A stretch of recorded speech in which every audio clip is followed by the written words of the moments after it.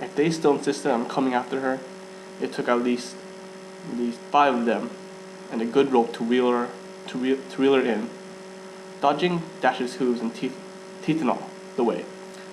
For years, Dash had been the fastest pony in the stable, if not the fastest pony in a 5-mile radius.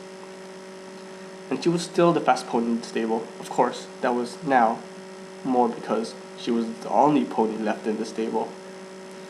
None of the masters rode Dash. They said she was too unreliable to ride, certainly not suitable to rent out. After 4 years of rolled over stable hands and kicks to the chest and exhausting chases from one end to the fence to another, they eventually gave up on riding her and focused on pulling instead. The cart was arguably even worse than having a rider. At least with a rider, she could still see what was going on and didn't have to deal with those annoying blinders. The cart always seemed too heavy, and the harness was always pulled too tight. Worse, Dash could never break into a full gallop with the cart touched. For one thing, it made Masters pull the reins so hard her mouth bruised. For another, the pony adjacent to her wouldn't be able to keep up. She'd be dragged along the trip and make them all crash. Pony carriage. Driver and all. No pony could keep her pace. Well, maybe one, but she was always attached to carts, not carriages. She had to constantly keep a frustrating slow pace or Twilight, or whoever it was she was partnered with to keep up. At least she could still have a good paddock run. Paddock run? Yeah, paddock run. And lead a merry chase before they managed to hitch her up. That at least had been nice. Ironically, it had been running that had finally taken the Dash out of Dash. She'd never seen the gopher hole until it was too far, too late, and she was splayed out in the grass screaming. Dash lifted her ruined foreleg. It still looked a little bent the wrong way and scarred terribly around the knee. She shuddered inwardly and put her leg back down, resolving to keep from looking at it anymore. Thankfully, she was still able to trot. On good days, she could even manage a decent gallop for a pony her age, but nothing like she'd been before. Back in reality, there was a tug. Come on, Dash. Are you going to cooperate today? A halter had slipped over her head while she was busy being lost in thought. There was no point in fighting it. Dash allowed herself to be led into the yard, where the carriage waited to carry her master into town. Dash no longer had to pull the supply carts. The rental business ended some time ago. So now the only thing a pony really good for is to go into town ever now and again. God. A long time ago, Dash would have been happy to get rid of the carts, but these days she often found herself longing for them. With the carts, she at least had the company of other ponies, like that one mare that she used to share the stall next to her. She would sometimes pull the carts with her, but more often she was the master rented out or rode himself.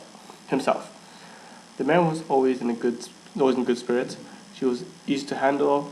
That was likely why she was the first one sold.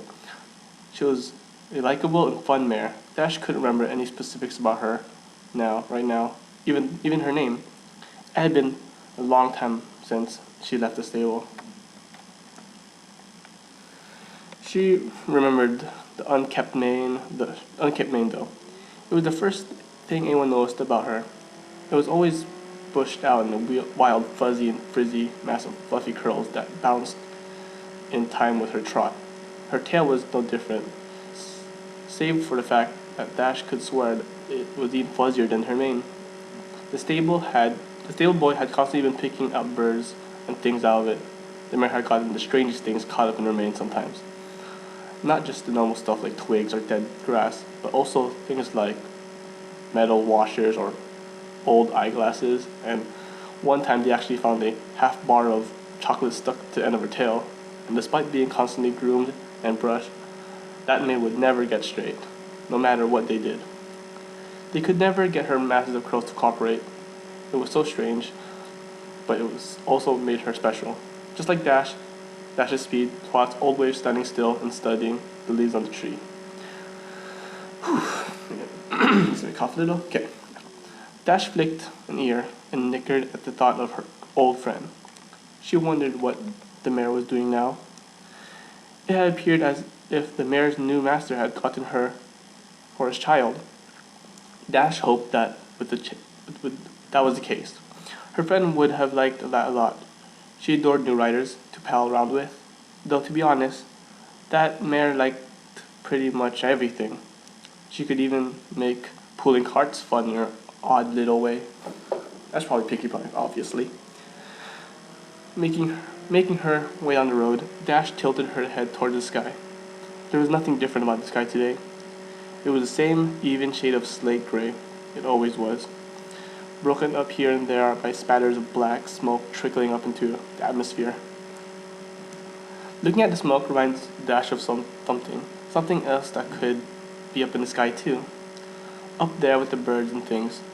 Come to think of it, the sky itself felt strange this afternoon, like it should have been different, though she couldn't pinpoint how or why. The sky is the same gray it's always been. There was nothing different about it at all. Dash shrugged it off. It's probably just an old mare's imagination. There was no point in worrying about nothing. She decided to try and cheer up. They were going into the city, and that was something to look forward to. These days, a trip to the thick of the city was rare, and as the dirt road seized into cobblestone, Dash picked her pace to a cheerful canter. It was very grey in the city, the buildings and walls and vendor stands crowded distressingly close. The world slowly turned into nothing but brick, stone, steel, smoke, and mortar, yeah. The choke of thousands of bodies made everything too hot, and the constant drone of noise made it hard to concentrate sometimes. The roads were too narrow, and there was greater chance of having accidents. Dash would never have been trusted here in her younger days. The pony had to pay very close attention to her, or to her instructions, or risk disaster. Despite that, Dash loved being in the city. It gave her a chance to look at something new for once, and the danger of the city made for some decent excitement. The best thing about being in the city was Dash finally got to see other ponies besides her. Maybe she'd get to see someone new, or someone she knew. Maybe she'd remember her, and maybe they could even spend a little time together. That was a silly thing to think. Dash knew because ponies in the city would be too busy to do anything like that. Still, the mare could hope. Scroll down. By the time the master had them come to a stop, Dash's spirits were higher than they'd been in ages. It was busy in town today, and knowing her master, he'd be inside for a long time, more than enough time to watch ponies. There was one now, carrying a girl with a basket of flowers. And there was a pair of big stallions tugging along a wagon, and over there were 3 silly fillies goofing around together. And around over there, stuck in a glut of traffic, was a carriage different from the others. It was much bigger than the other carts and carriages, with elaborate swirly things carved into the sides and shiny with brass decorations. It looked expensive. The 5 ponies pulling were equally fancy, but Dash was only interested in the mare at the head of them. Cough. Her coat was a well-groomed shining white, making a striking contrast to the 4 dun ponies behind her, as well to the slate gray and dusty browns of the surrounding city. Bright ribbons of purple and pink had been braided into her mane and tail, and her harness was adorned with little silver bells, so that every step she jingled. She looked a little older than she had been when she left the stable, but there was no mistaking her. that coat, the fancy breeding, trademark high step in her head. So it held so high. It had to be Rarity. It couldn't have been anyone else. Or it should have been any pony else, but whatever. Dash did a little prance in a place and called out to her, but the pretty mare didn't seem to notice. Dash tried again and again, but to no avail. The old mare stamped in frustration. What was going on? Couldn't she see her? Or hear her? Was she ignoring her? Then Rarity called back a dainty little chirp and gave a flick of her tail. She didn't turn to look at her, though that wasn't like her. She always looked the pony straight in the eyes. Maybe she was just more worried about the traffic, or the driver was lenient with the riding crop, or the carriage pulled farther, and Dash saw why Rarity couldn't have moved her head. It wasn't because she wouldn't, it because she couldn't. She was barely able to move her head at all. Rarity wasn't holding up her head from pride. It was held there by force. Her reins drew her neck backwards, and her head way so that her neck was an almost perfect straight line. It was there to make Rarity look fancier, but it also made her look exhausted. Looking closer, her breath was labored, often coming out in little snorts, bursts, and made her cough.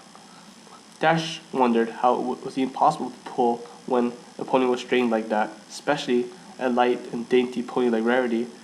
She was never built for this kind of endurance. How would she manage to bear it? Dash had no idea. The traffic was moving again. The carriages moved onward toward their destinations. Before they rounded the corner, a lady peered out of Rarity's carriage, frowned, and went back again, apparently complaining of something. Dash saw a flick of Rarity's tail before she shrunk round the corner, and then she was gone. Bye, Rarity.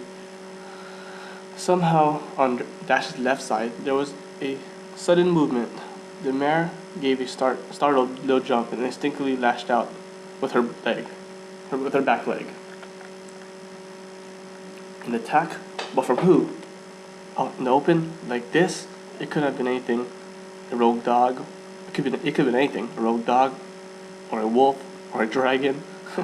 Or somebody with a slingshot? Well, they weren't gonna get the best of Dash. She bucked in her harness and kicked again.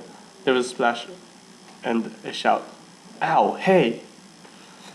The mystery person stepped into view. Right, arms dripping wet. Dash's master scowled at her from under his wide-brimmed hat. Whoops, he grumbled under his breath. Likely something about ungrateful something. Blah. He grumbled something under his breath. Likely something about ungrateful ponies, and sent out a bucket of water before vanishing back into the brick building. Whew. Okay, well, how many minutes is this so far? 22 minutes? Yeah, I think I'm gonna cut it right now and I'll make a part 2. So, till next time, see ya.